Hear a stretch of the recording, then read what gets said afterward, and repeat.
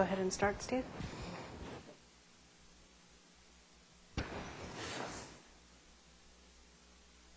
Oh, Butamus. Mine keeps flipping. I'll sit here.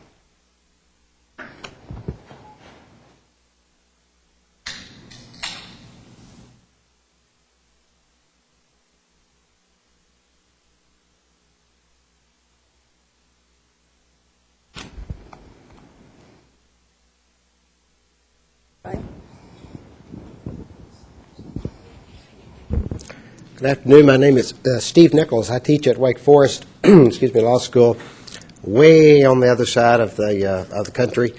I'm here today, though, in a role as consultant to West, and particularly talk about Twin. And today's session is billed as an introductory session, and that's what we're going to try to do, is just show you some basics about Twin and setting up the course, using the basic functionalities of Twin.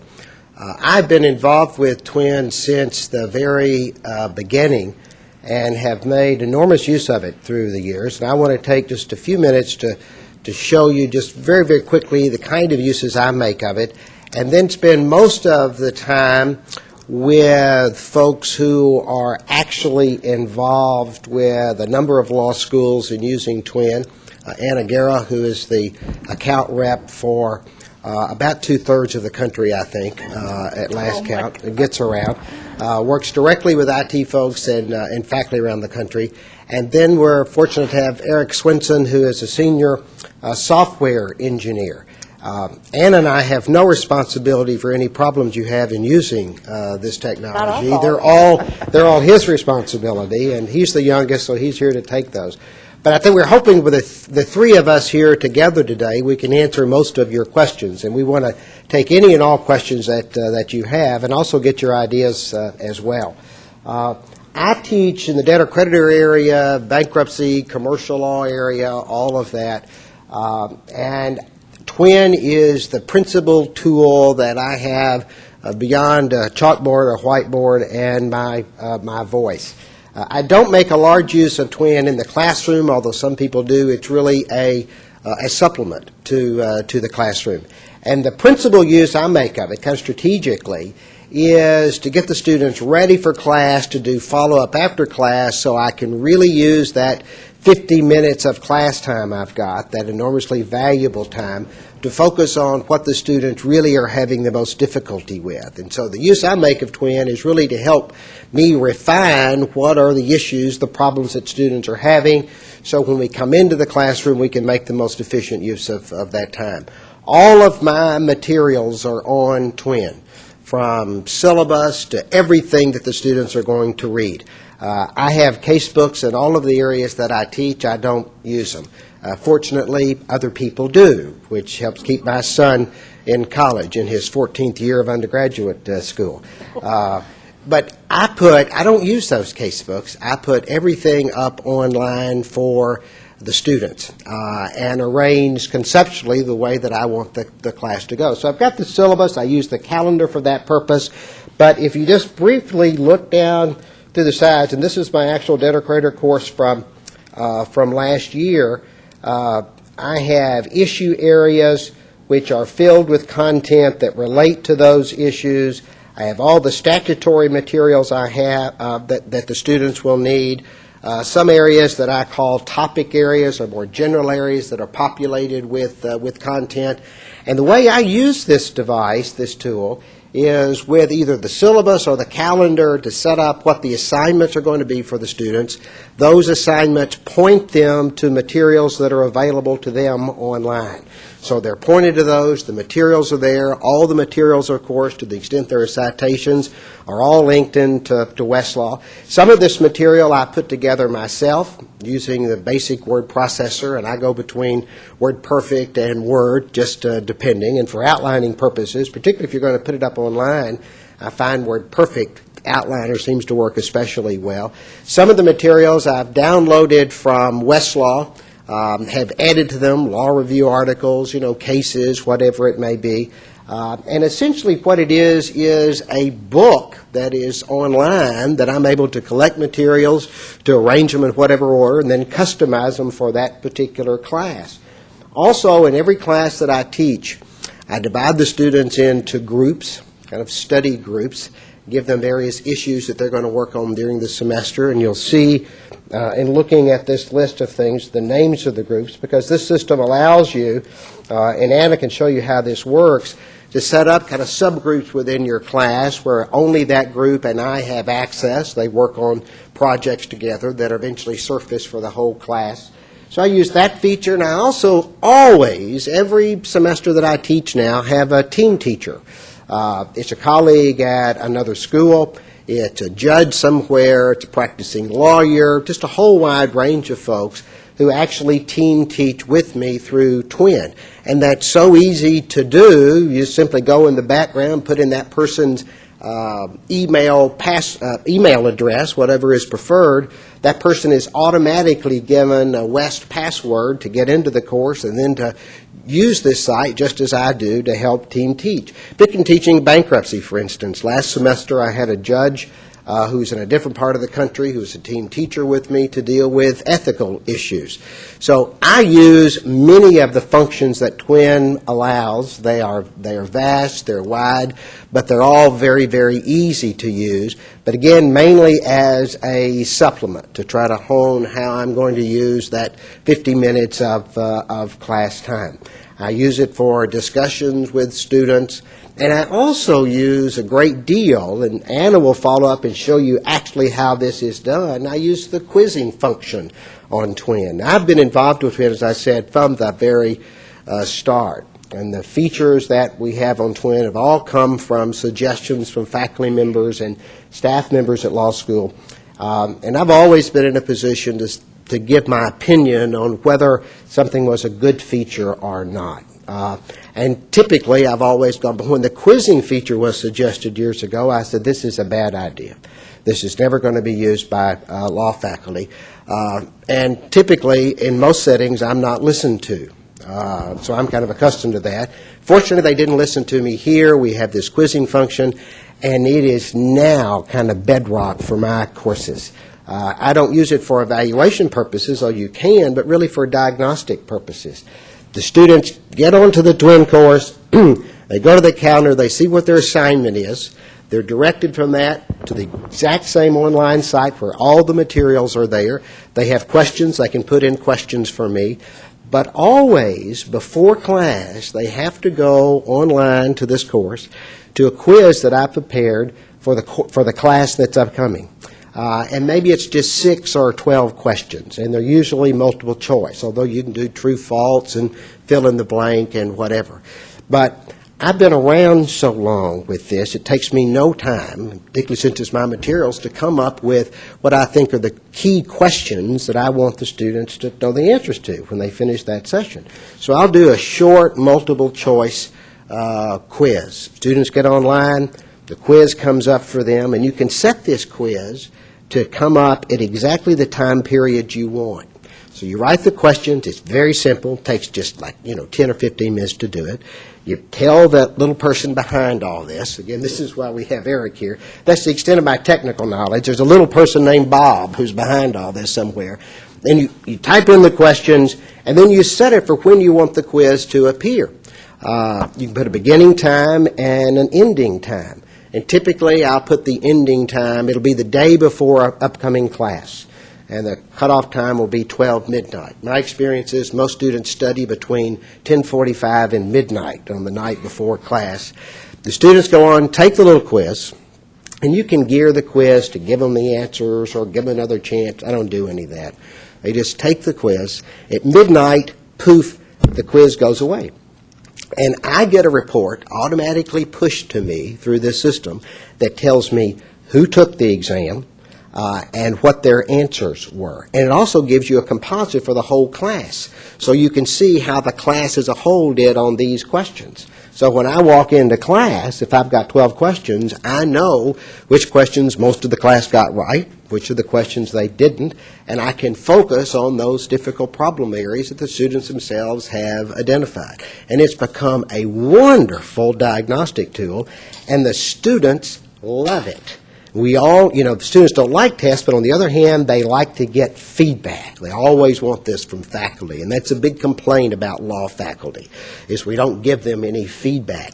Well, this you can do all the way along the semester, and it really directs your teaching and your use of the time. So there's a whole lot of wins involved in that. There are many other features of Twin that I don't use that are going to be explained to you. And one of the great benefits of using this technology is that there are all kinds of features that you can use in the way that best fits your teaching style and best fits your subject area. Some of the features are, lend themselves to some subjects and teaching styles and some to others. So it's fully adaptable. So as a teacher, I use it a lot, have for many years, and can't imagine not having this kind of technology. And there is absolutely no cost to me, to the students, or to the law school. In fact, my students save money. Instead of coming into a class and adopting a casebook, Nichols and Epstein on bankruptcy, that for the bargain price of $102 or, whatever they're charging these days. Then the selected commercial statute, which is another, X dollars and whatever. The students come into my classroom, they pay $0. They don't have to spend any money on books. I've got all the materials that they need and focused for them, with additional materials to all public websites out there that you can bring to bear on the subject, and again, focused for them, within this conceptual outline that I've laid out. So there is no one way that you can best use this system. Rather, you can use it to suit your style and your subject, and then make the best use of it in light of what your interests are. The reason that Twin has caught on, it's used all across the country in jillions of courses. And one of the reasons it's so good and works is because this system from the beginning was built from inside West. It was really homegrown, and it was designed by law faculty for law faculty. All the features on there have come from suggestions from law faculty. And when I say faculty, I include the whole law school faculty, the IT professionals, the library professionals, everyone that's involved. All of them. And Anna and I have been doing this for a while. We can give you a long list of features that are here because law faculty and staff wanted those features there. So it's built by law faculty for law faculty. It's not used outside of legal education at all, although some of us are pushing for that.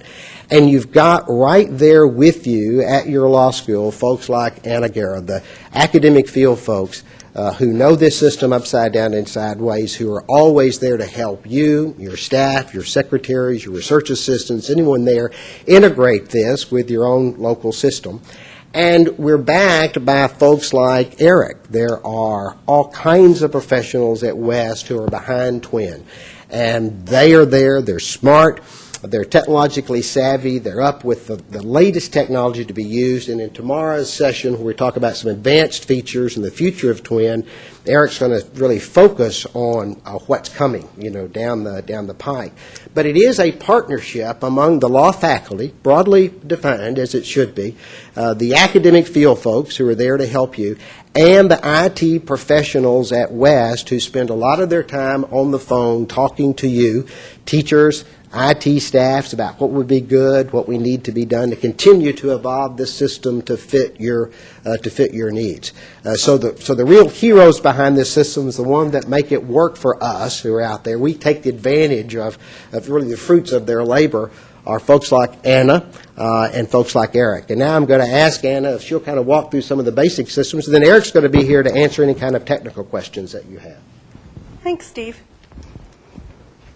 Hi, everyone. Welcome. I'm Anna Guerra, and it might seem like I cover a third of the country. I only have Washington and part of Oregon, but I've been with West actually since I was in law school in New Orleans. So I'm going to actually go on to my twin page really quickly here.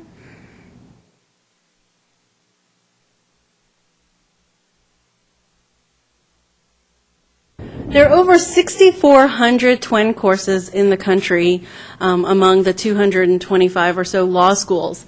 I have over 200 twin courses in my territory, so I'm really proud of that, and it's become integrated here in the Pacific Northwest, actually for a lot of different uses besides just classes. I'm going to take you through how to create a course, but I did want to touch on the other uses that I see as a pliable option, possibly for the library. I'm sure you're all used to having the checkout for old exams, and you have students wanting all at the same time, everyone wanting the same exam to photocopy, and then one student doesn't bring it back or brings it back late, and everyone's waiting for it. You could upload old exams onto Twin, and people could just download them and print them off themselves at their leisure 24/7. I have the law clinics. Here actually at UW they've used it, and at Seattle University. They do it for all their calendaring, for all their court dates and hearings, depositions. They're journaling for their students. The law reviews and journals do it for all their editing, all their blue booking and all wood instructions. They do it for membership information. I've seen student organizations use it for outline banks, where they all share outlines together or they work together on a project.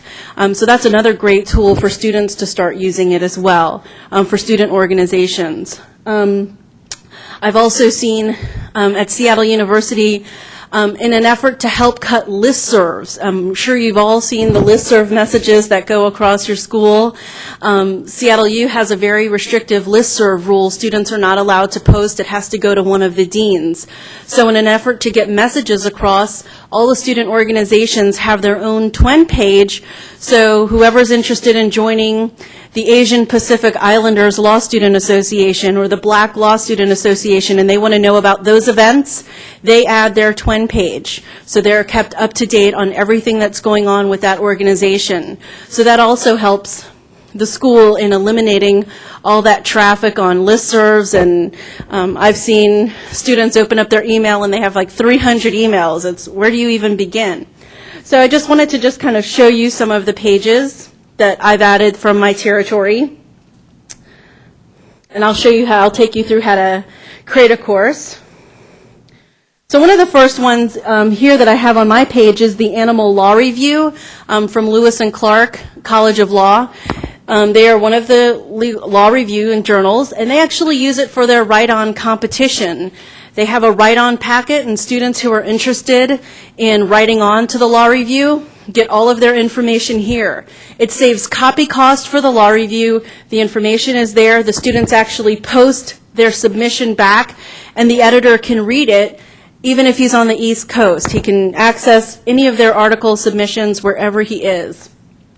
The Seattle Journal for Social Justice, they do all of their editing online. They do all of their track changes within the forum system. I will show you that. The Black Law Student Association is one of my groups that uses it a lot. They post all of their events. This year was huge with the Brown versus Board of Education anniversary that happened this year. So they had a lot of events that went on at Seattle University. So they posted everything that was going on their Twin page. So this was a great way to communicate to the students what was happening. You can use it for your TAs.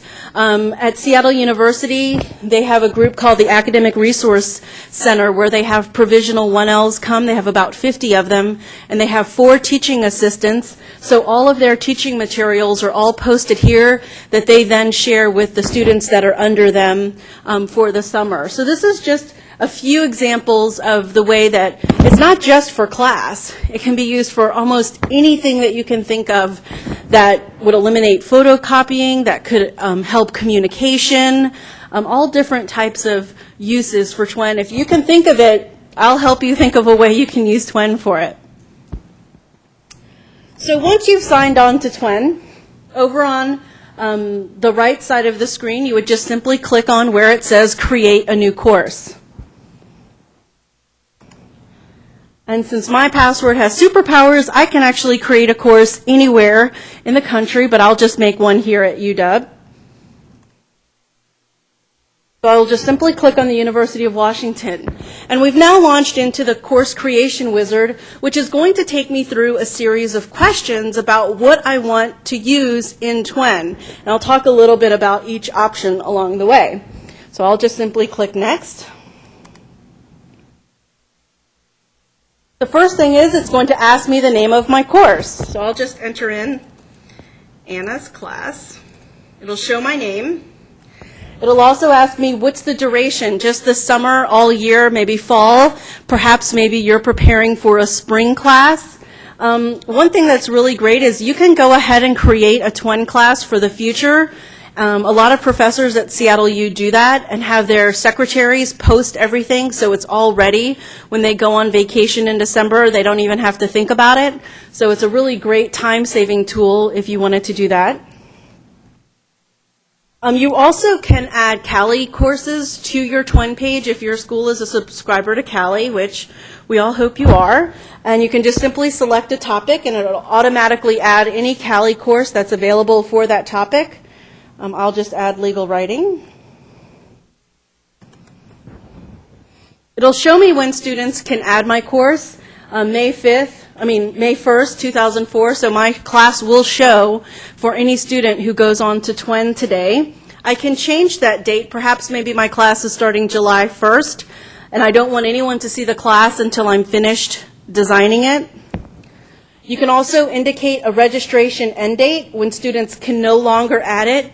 Just be aware, once you do that, once you enter in a date, if a person clicks on Drop Add a Course in TWEN, for that student, they will no longer be able to see it. It's one of my top questions that I get every fall.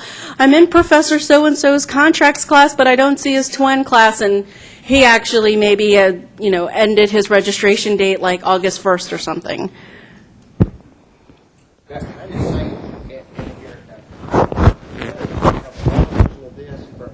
for most faculty, this system to start was developed for law faculty.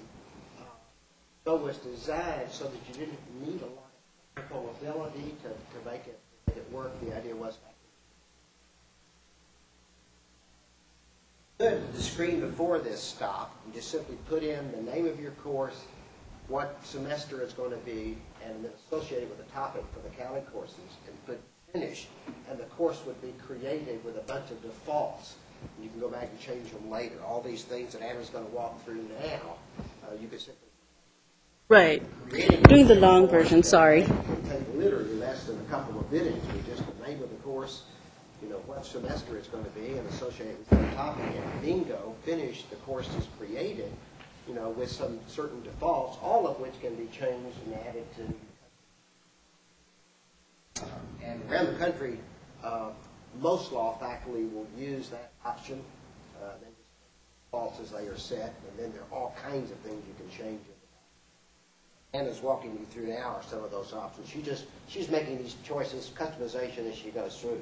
But for most faculty, a lot of faculty like me, go in, choose the defaults. If you want to fiddle with it, you can do that. You can also add a course registration page, which is beyond the Westlaw password. If perhaps your subject matter is sensitive, this is popular with the law reviews and journals. They don't want outside students to access their page. This is popular for the clinics that have sensitive client information on them.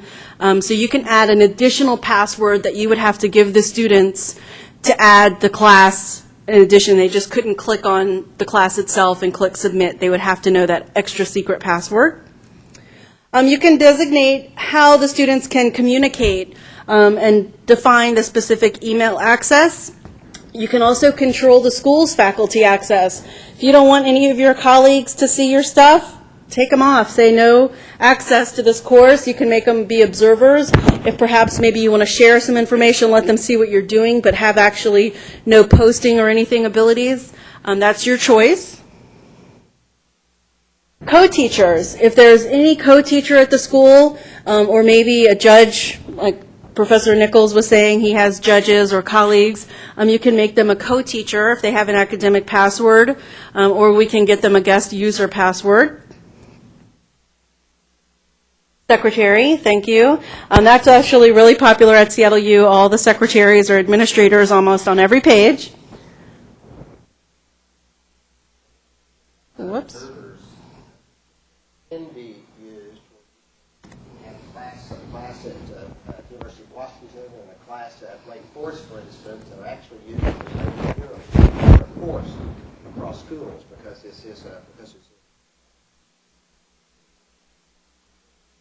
fall. I'll actually be teaching a course from North Carolina, teaching a course at the University of Seattle.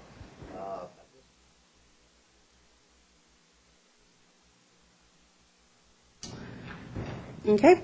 Now we are in the interactive forum creations, and the reason I'm going through all the steps is really to talk about what each of the features do for you. Sometimes that's a little bit of the confusion about what something does and what something doesn't do.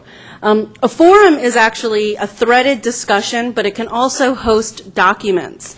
So for example, if you post a case or a document online and you say something to the effect of, what was the consideration in this case, or was there mens rea in this case? You can actually have the students reply back to you.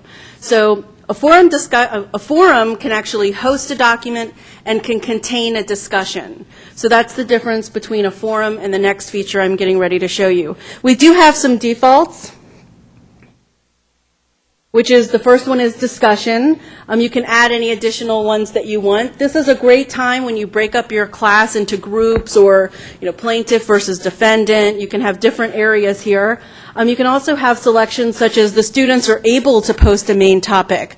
This is great if you're having difficulty for adjuncts posting office hours. A student can go, Professor Guerra, we didn't have office hours this week, but I'm still confused about what liability is. So the professor can write that student back. You can make it where they can't post a main topic, where only you can post a topic and they can answer you. There is the option to post anonymously, so they can actually tag a box that says post this question, but they won't know who I am. We can find out who they are back, I'm sure, behind the scenes if it becomes obscene or something like that. I've actually never seen it get out of control, even with a student organization. The rules of their password agreement still do apply. This is for educational purposes. This is not to diss on a professor or to bash another student in any way. So all the students are aware of those rules.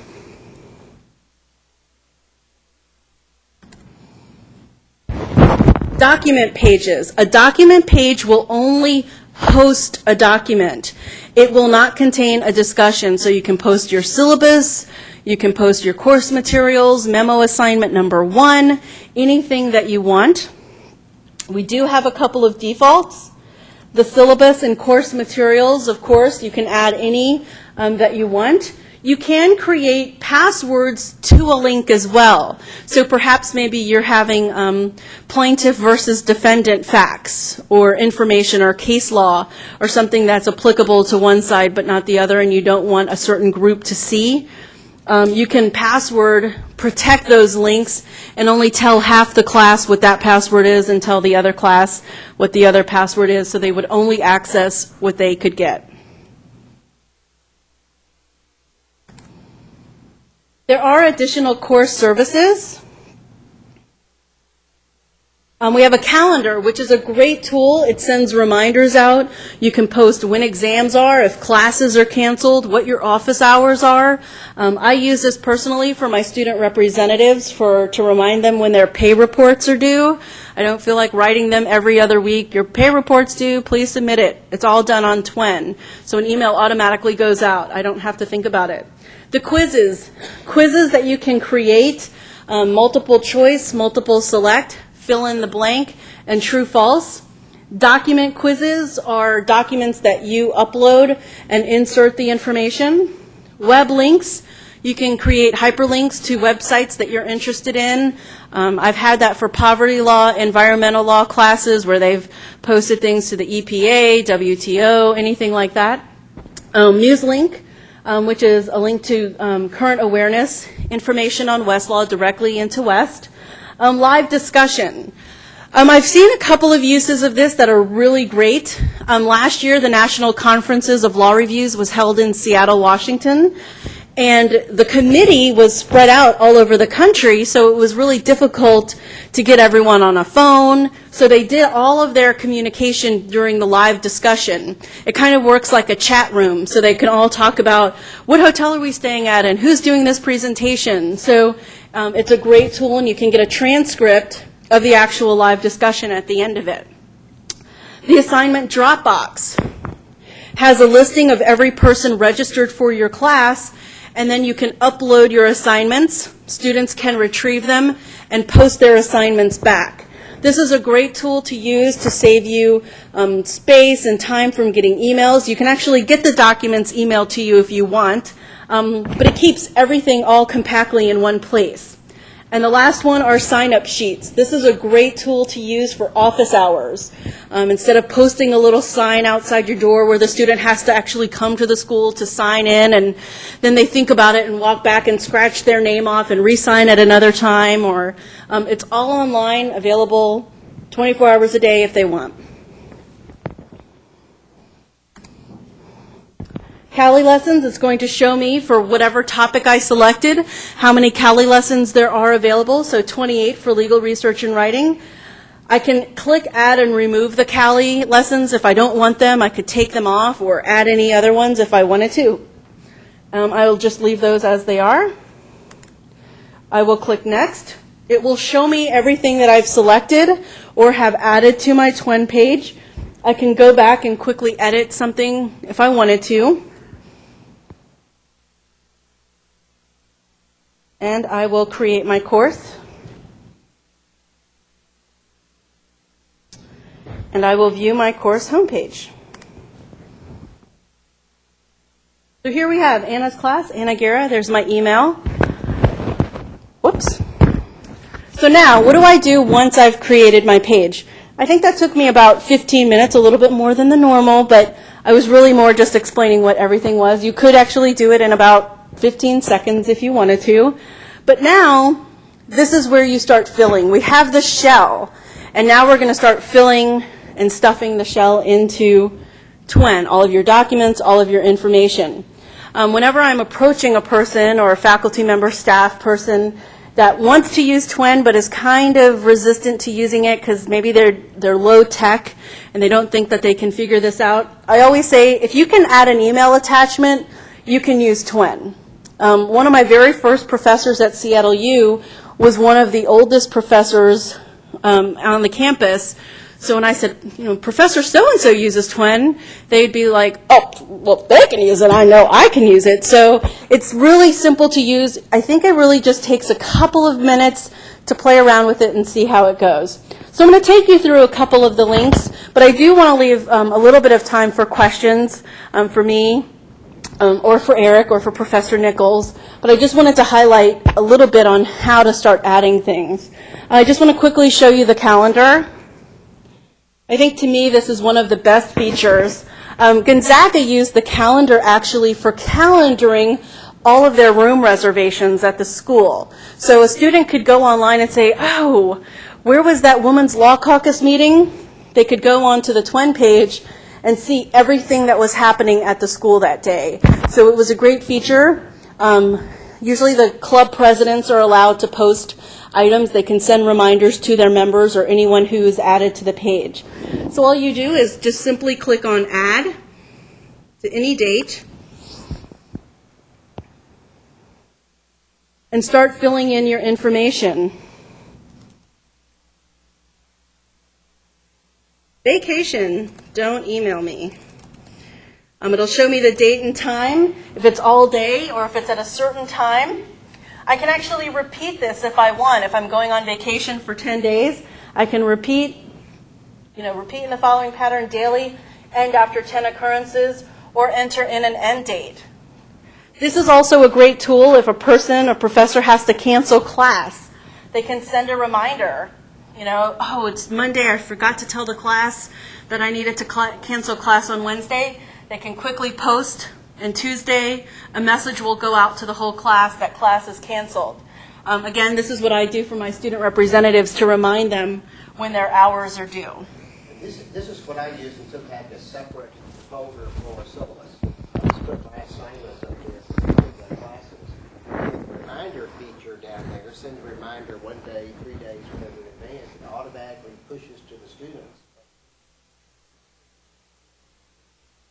Friday coming up. Link right there. They click the link, it'll take them right to this site.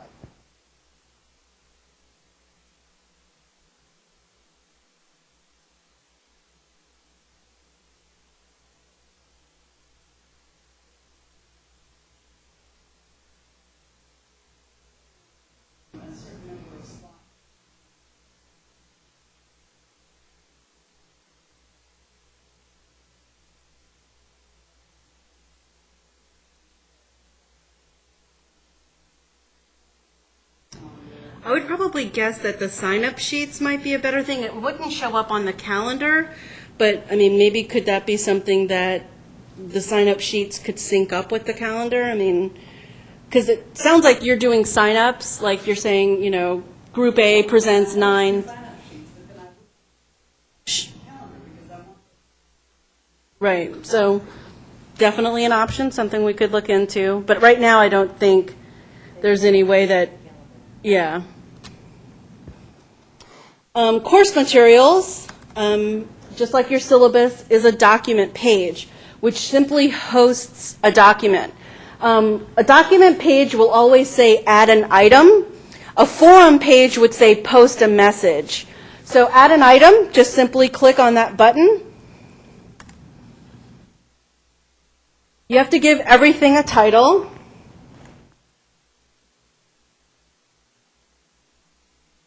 So I will call this Fall 2000 Syllabus. I could either type in my information here into the text box, or I could click on Browse and find something from my own hard drive.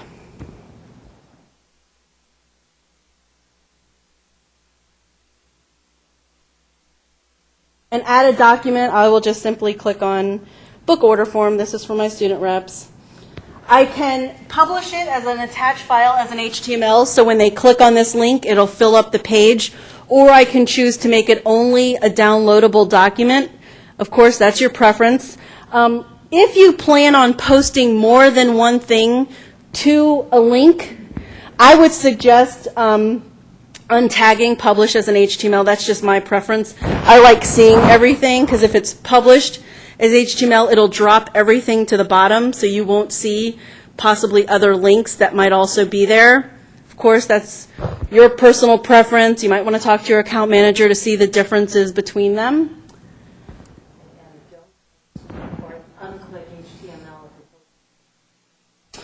Right, exactly. That's a good lesson. If you're posting a huge PDF, untag the HTML, because it'll never attach. And people always like, I can't get my PDF to attach, so I'll say, send it to me and I'll do it. And it ends up going, but I've always unattached the HTML. It'll time out.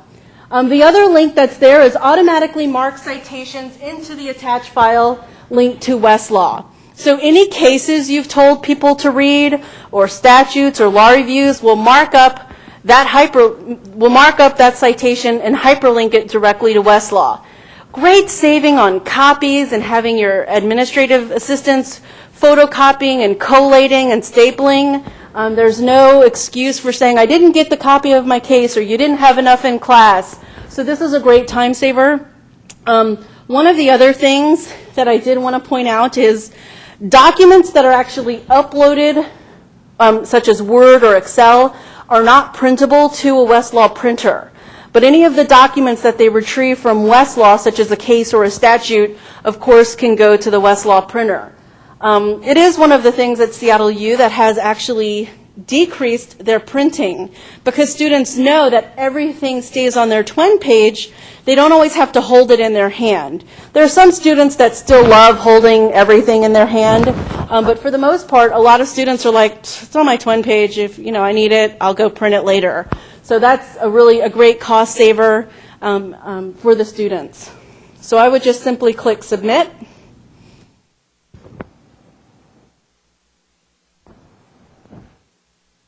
And there is my Fall 2000 syllabus. If I click on it,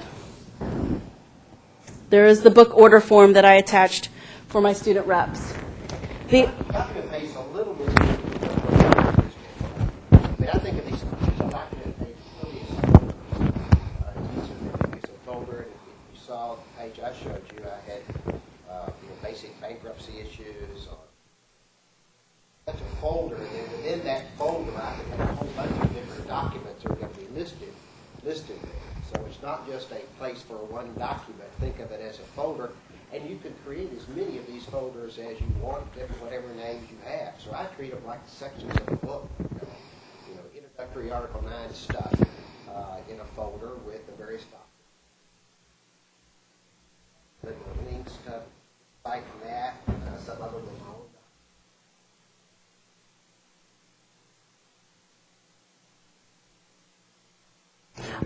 Yes, sir. I'll show you one of my classes. It gives you just a list of the documents, and then after you click on that, it pops up. A discussion, just really quickly. It says post a message, works the same way. The only thing is once I've posted a message, if someone clicks into that link, it'll say respond. If you are in a document page, there's nothing else to do but just look at the document. So it kind of works a little bit similar to posting a document, except when you access it, you can actually post a response. Email options. This is really what a lot of student organizations, obviously I have no course participants because I just created the class, but a list of all the students would appear, and you could create groups. You could allow the students to email one another. So that's a great tool to use to eliminate all that listserv of information. I'm going to skip quizzes just really quickly. I just want to show you. The email option for faculty members, because you're generating for you automatically in the system background. So the faculty member selects the email option to send to all participants in the class, and the message goes out. Plus, a wonderful feature is I post something in the discussion document, automatically a note is sent to the student online, so they don't have to go back and check the email all day long or whatever. Again, with a link, it says, hey, Nichols has put something up. They click on the link, it takes them right to it and click. The assignment Dropbox, I'm actually going to show you this in one of my classes that I use it for, so I'll just jump back to that. So I'll just go back into quizzes actually and show you how that works. This is really a great tool to use, such as the example that Professor Nichols suggested for diagnostic testing. Did they listen to what I was saying last week in class? I actually just showed a professor this the other day, and she was like, oh, this is a great tool to use. So you just, again, simply click on Create Manage Quizzes. It'll say no current quizzes because I just created the class. Create a quiz. And it's just going to take you step by step. Quiz name, quiz instructions, quiz message at the end, continue to step 2, and it's just going to start taking you through you adding your quizzes, your quiz questions and all the answers and full answers like that. So quizzes is super easy to use as well. And if you want to, I know some people use this for diagnostic purposes. Assignment, Dropbox, and all that, kind of a grade book. Automatically dump the results for each student for them all semester long. So you did, 10 quizzes. Dumps the result into that student, the score, into that student's name in this box. It's Bob back there in the background doing all this. Magic, but you can weight each of those exams differently. So if you did want to use it for an evaluation purpose, and it's automatically graded for you and score is kept all semester long. And also, on the flip side of that, even if you didn't want to use it for grading purposes and you were just hoping maybe the students would actually use it for their own self-learning, you could choose the anonymous grading option, so encouraging them to maybe take the quizzes to see their own retention of the information that you've just taught them. So anonymous grading is also an option. To get that flipped back, you do have to contact the manager because it's either on or it's off. So that's always something people kind of ride the fence on. But I believe if you think it will help the student, then go ahead. And you're not using it for grading purposes, then make it anonymous grading. But you can still see all the scores. You just can't see who took the quiz. So I'm actually just going to jump out of this class that I created and show you my student rep page. I have a page for my student employees that work for me. It's called Anna Guerra Student Representatives. I love my student reps. I want them to know that every time they come into their page.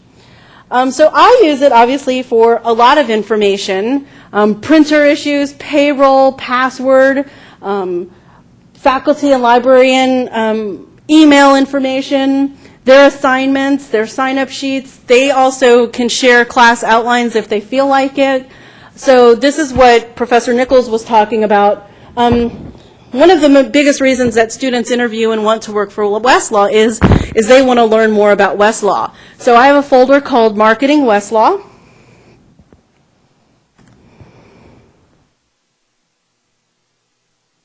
And it's all kinds of outlines from the home office. So when they're working, they can download an outline and self-teach themselves and go through on Westlaw, doing searches, doing finds, going into different databases. So this is what a folder such as Professor Nichols was talking about, where you can make a whole folder of anything that you want. It can actually host a multitude of other documents. It doesn't have to just be one document, but it can be a lot of information.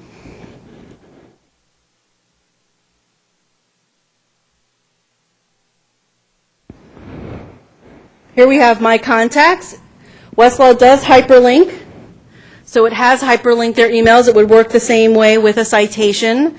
So they can email any of my contacts at any time if they couldn't remember their email. And I did want to show you the assignment Dropbox to show you what it looks like if something has been attached to it. So I have 8 assignments for my new employees. So if I go to my grade book,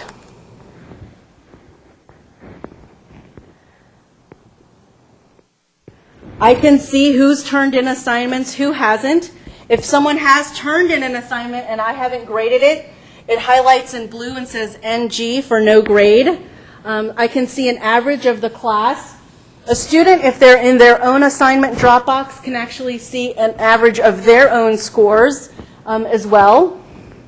I can just jump into any assignment I want up at the top, enter in their grades,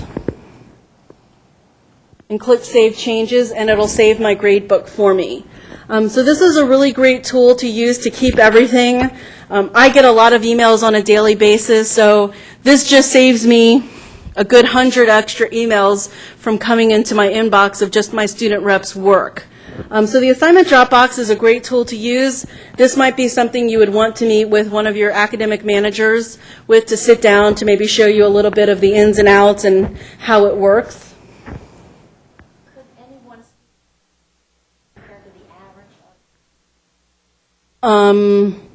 I don't think it shows the average of the group. I think it only shows their own average. You could actually block the student from seeing their own grades as well, if you didn't even want them to know their grades until the very end. Yeah, these are assignments the students have turned in, written assignments they've turned in Word form or whatever form that she's actually graded. If you do the true, false, or multiple choice sort of thing, the system upgrades it, dumps it into this for each assignment. Right, and it works almost just like the forum and the document page. I actually simply click on Create a New Assignment at the bottom of the screen. And it's going to look almost just the same as it did before. I enter in an assignment. New rep. Let me freak my student reps out. Let me post a new assignment. They'll be like, number 9.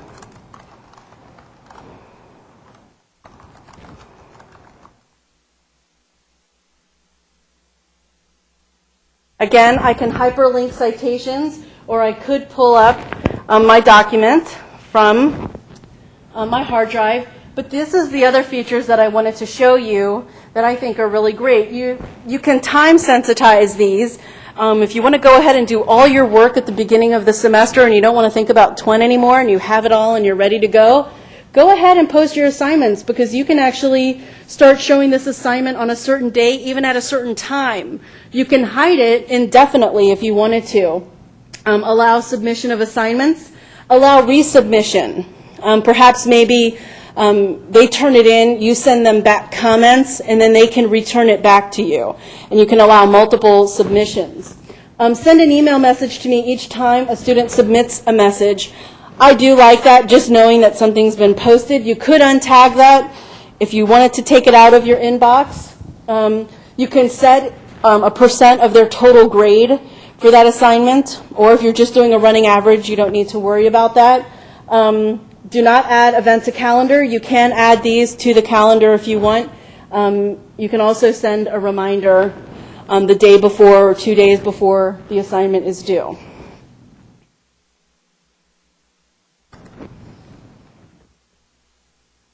Those were some of the main features that I wanted to show you for TWEN. I did just want to say that it can be used in so many different ways for no matter the audience, no matter the teacher, the presenter, the employee that wants to use it.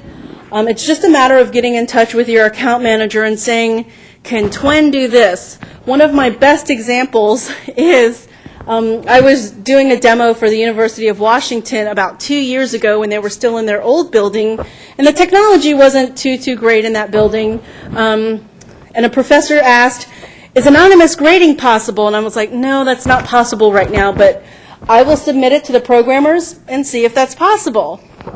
2 weeks later, I was doing my second presentation at the University of Washington, and I was going through one of the options in the quizzes, and anonymous grading was now an option. And so it happened that quickly in the sense that, wow, just submitting something doesn't happen every time. Eric's probably over there freaking out that I'm making these like 2-week promises, but, you know, I always say, you know, my mom's rule was ask, you never know unless you ask. So we want to know what you want to use it for. We want to know how TWEN could benefit you. And that's definitely what we want to hear about in tomorrow's session. If you know you're going to miss that session or you can't make it, definitely stop by and see Eric. Maybe he can jot a couple of things down. But we have about 10 minutes for questions. If anyone has any questions? I have one last comment. That's such an important feature. If you're going to use this type of technology, what truly fundamentally distinguishes, I think that's in the beginning.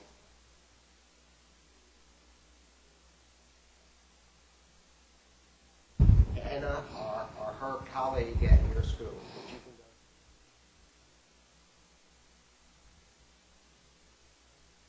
go here, you know, the senior software engineer. This is the guy who's behind all this. So they may get in touch with the faculty who are advising on this and say,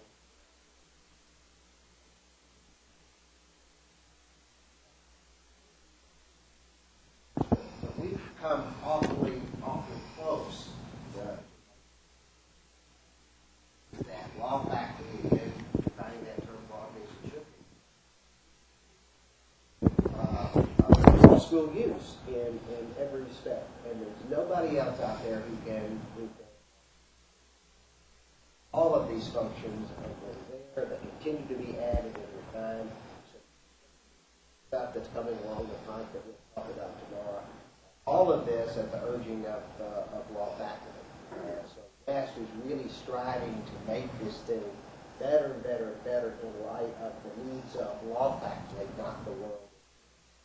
And you have a direct pipeline, literally, through your account rep, through this fellow who can actually sit back there and does the coding to make it happen.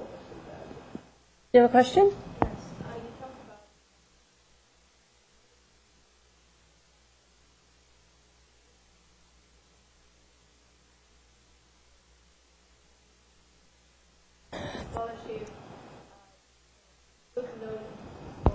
Seattle University's legal writing professors use it a lot for their editing, commenting.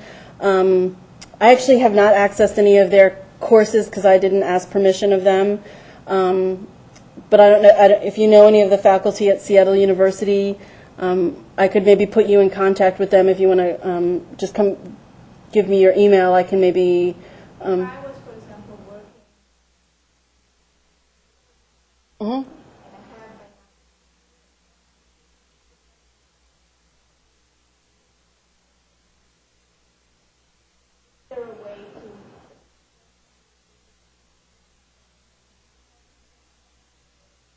I use Twin for that purpose. If I'm working on an article, I create a Twin site for that article. And as I'm doing research and I want copies of this or links, I create folders over there, relating to sections of the article. My research assistants, because you can limit the privacy of this thing. You've got a dial, and you can limit it just to you, or you can turn the dial all the way up to anybody who's essentially got a Westlaw password. So I create a site for each project that I have, not just for classes, but all my materials in there, and not just West material, but anything. Also, I've got a site, and no matter where I am in the country, as long as I've got web access, I can get to that. And my research assistants and my secretary have access to that site as well. It as a depository and organizing device for all of your various projects. And if you've got something in a Word document, you could use SiteCheck to Right. go through and do that. But what's wonderful in Twin is I've got a separate folder that's got the running draft. I call it Final Draft, optimistically. But that's kind of the latest version of the thing. And if I'm unsure as I'm working along here, did that case really say that, or is that site right? I can click that footnote, and bingo, that site shows up. And so you can go through and site check substantively in that way, and not I use it very, very effectively, and I think it does save me. I think it does save me a lot of time. And the wonderful thing is that all of my materials, with respect to that article, are right there. And if I've got a research assistant, I want you to go out and work on footnote 14. Develop some stuff for this, or make a miracle happen and come up with a case. She submits to that site. She's got her own access to that, and she submits her research. I can look at it, I can copy and paste, and it's a real-time thing. The cases in the footnotes. Yeah. Right. Automatic. That was the option where it said markup citations to Westlaw. So as soon as you upload it, everything hyperlinks, if it's on Westlaw. So if it's an old law review that we don't have the volume of, it wouldn't hyperlink. Law review articles and cases and statutes and all of that, they're hyperlinked automatically. You don't do anything.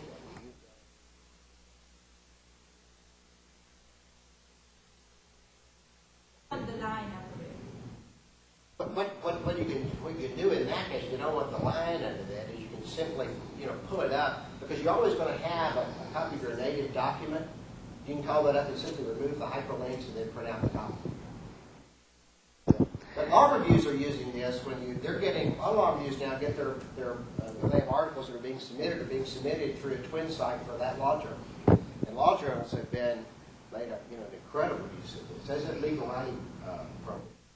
Legal writing program is a good example where they have really directed the development of this. If you're in legal writing, there are all kinds of functionalities. Question?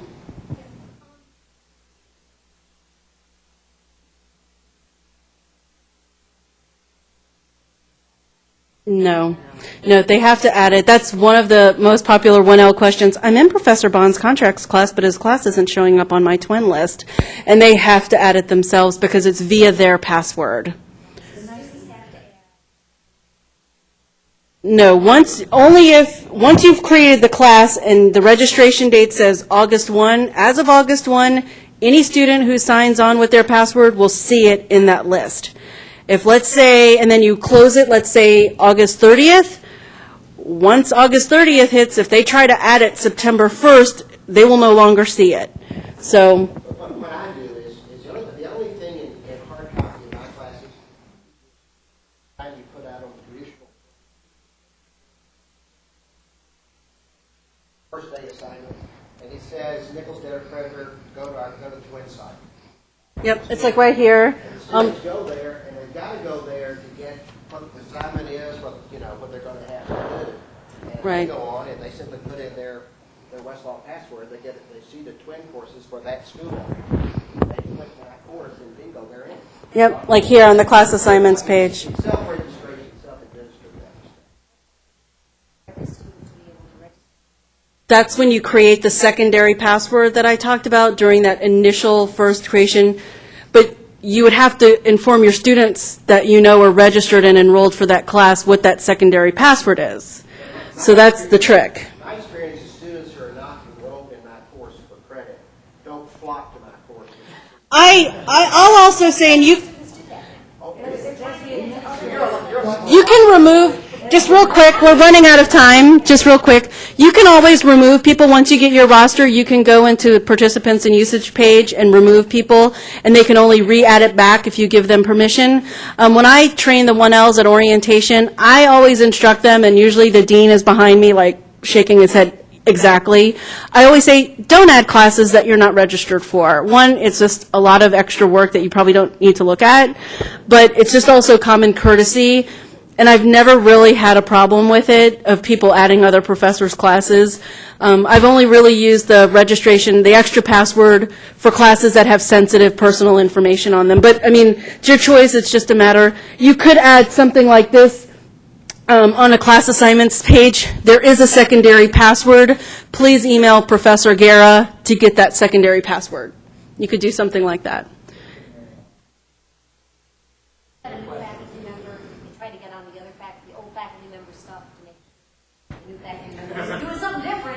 Right. Well, thank you, everyone.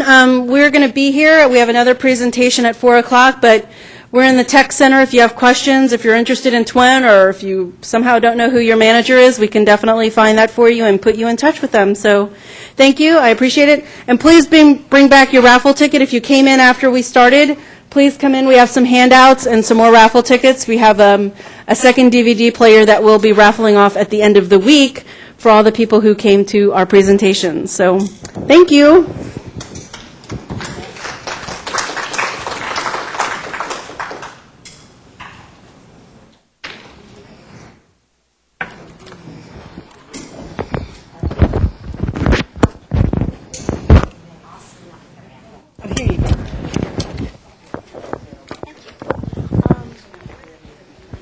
Thank you very much. Oh, thank you.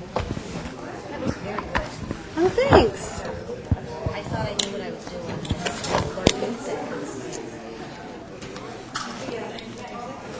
Did you get a handout? I think you came in a little bit late. I didn't. Is it the same one that was outside? Yeah, it is the one that was outside, too.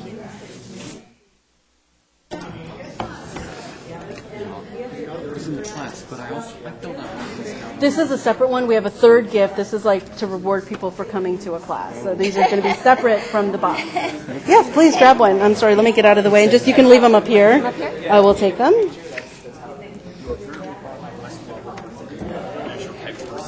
Oh, yes, Chris. Or you took Diana's place.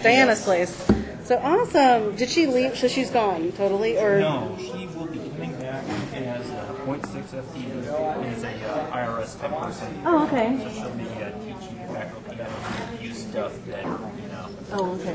Yeah, well, Lamont's kind of my school that lags behind the rest on technology. Well, yeah, I actually listening to this, I was thinking about just doing my own page up so I could get, a forum going.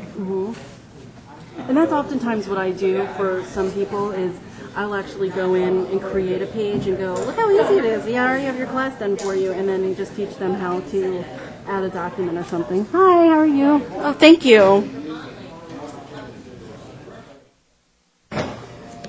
Yep, I'm going to actually be in Salem on Monday. So where's your office? Is it just back by the back? Yeah, I'm between the reference librarians, Oh, okay. Back that way.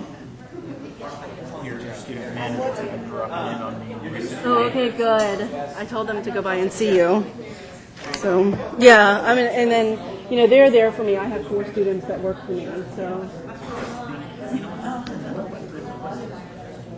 Who are you people? Y'all are like invading the school. So, yeah, so it's just great to have so many resources, because I have 5 schools, which is one of the biggest territories in the country. That's, I think, why he was joking about it. But Okay, you talked me into it. right here you go. Seattle U is my biggest.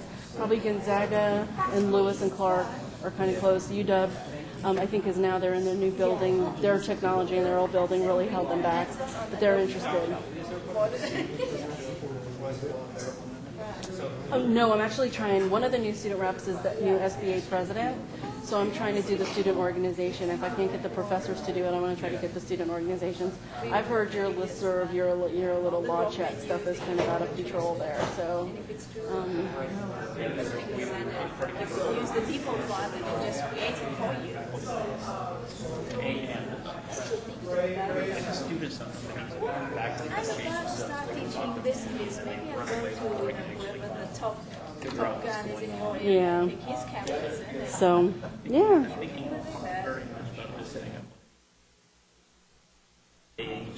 Totally, yeah, you should do that.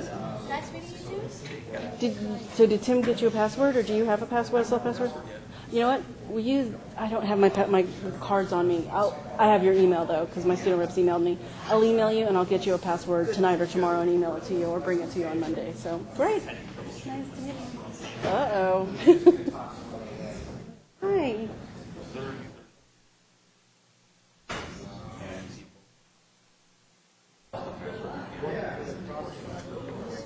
Into the course?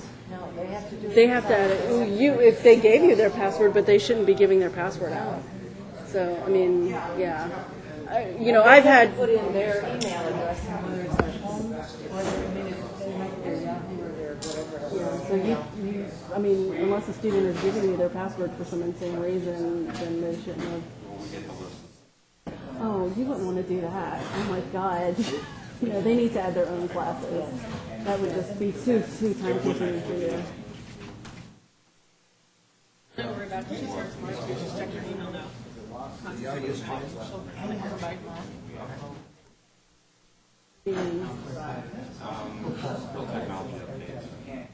Oh, you could create like a technology update class and really encourage students to just add the class as their own. I mean, I guess you were wanting. Well, you could give them an. Well, but then I send out an email to everybody, and I'm not, that these courses have fun sites. Be sure the correct one, Common Law 1A as opposed to Common Law 1B, because and then I also append how to register for Twin to all the I students. haven't know how to access Twin. Correct. Yeah, What just school do you go append to? it.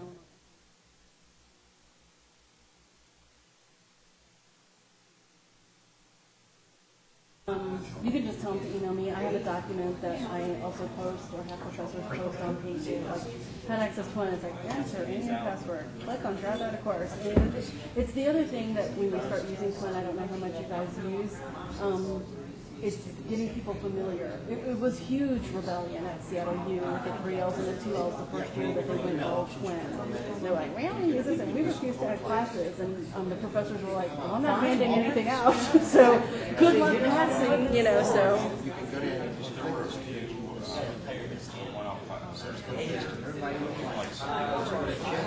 It was back when I was in law school, like in '96. It was like $25, and then that was a huge mistake. Wes was like, okay, never mind, we won't do that ever again. So no, it's no charge. It's all within your contract.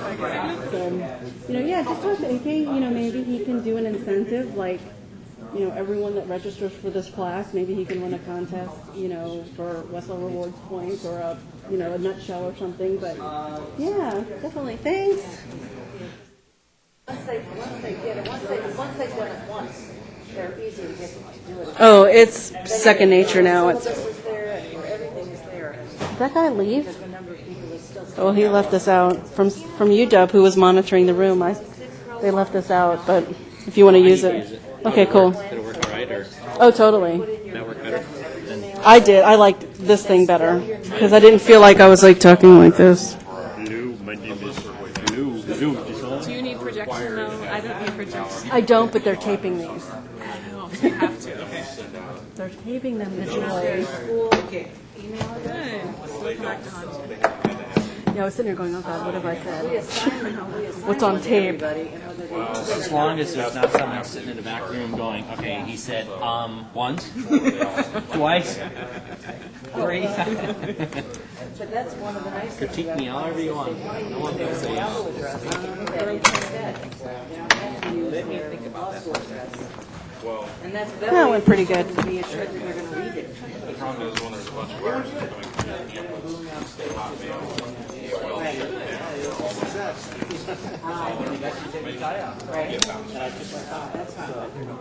Oh, yeah, and they don't tell you, and then their website. Oh, that's my favorite one is I never get my emails.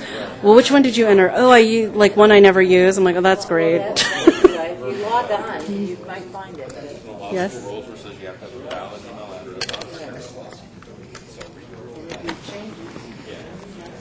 Where were you guys doing dinner tonight? At the Union Grill.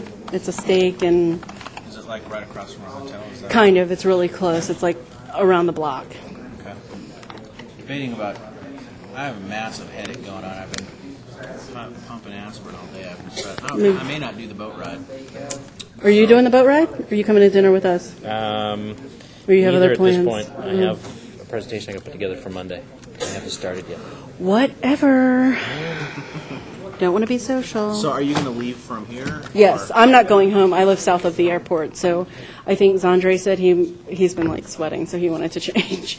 But I'm just going to pull into the building, and I'm going to go just sit at the bar and wait for you guys to come. I'm not going to change. It's like too much work because once I change, I'll be like asleep. Stay, Anna. Don't change. How did that go? It went well. Aside from like Steve interrupting every 5 minutes. Anyway. Alrighty. Close. It's being broadcast. Oh, get these out or whatever. I guess people aren't interested in it. But, No.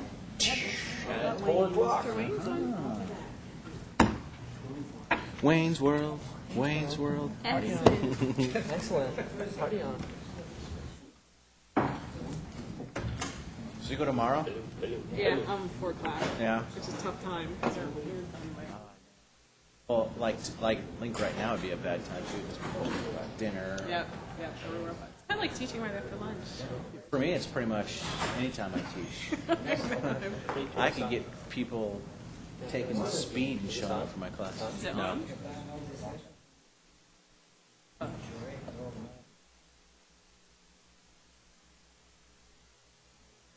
Apparently, Anna had it working Oh, no? because I could hear. Hello. And they protect it so you can't turn it off. Hello. And the batteries are way expensive for those. It's ridiculous how many batteries you go through an IT. You can't use the chargeable kind because for some reason the chargeable batteries just don't last as long as real batteries. I would move this away from this because every time Anna, walked, you could hear that rubbing up and down on the microphone out there.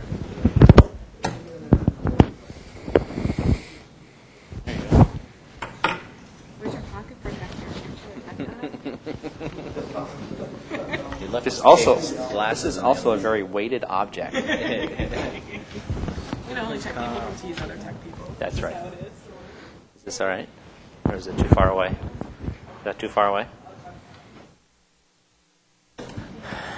Mary had a little lamb. Yep. Okay, good. I don't want to, like you said, Just a tad bit. top button? There. All right. Not put it way down here, so. Yeah. Put it on your back, your belt.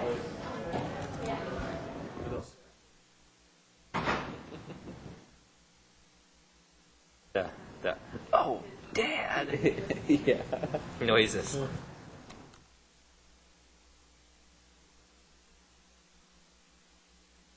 Hey, it stayed this time.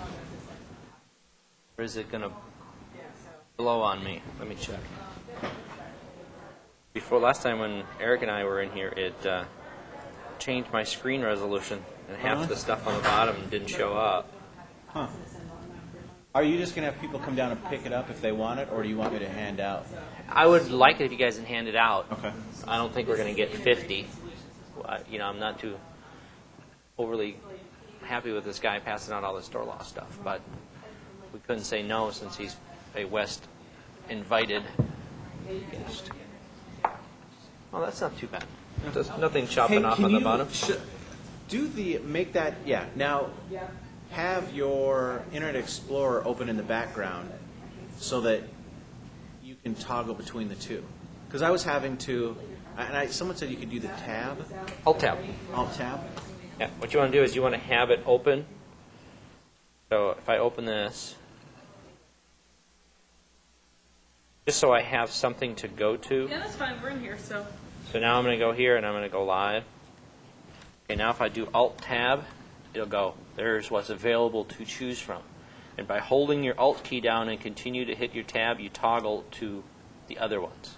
So Alt, hold your Alt key down, Alt Tab activates it, and if I keep holding down the tab, so Alt Tab, and then you let go of the tab, but keep holding down the Alt key. And now you can shuffle through what is open. See, and there's the one with the nice blue E. So there's Cool. I'll be back to help you hand out.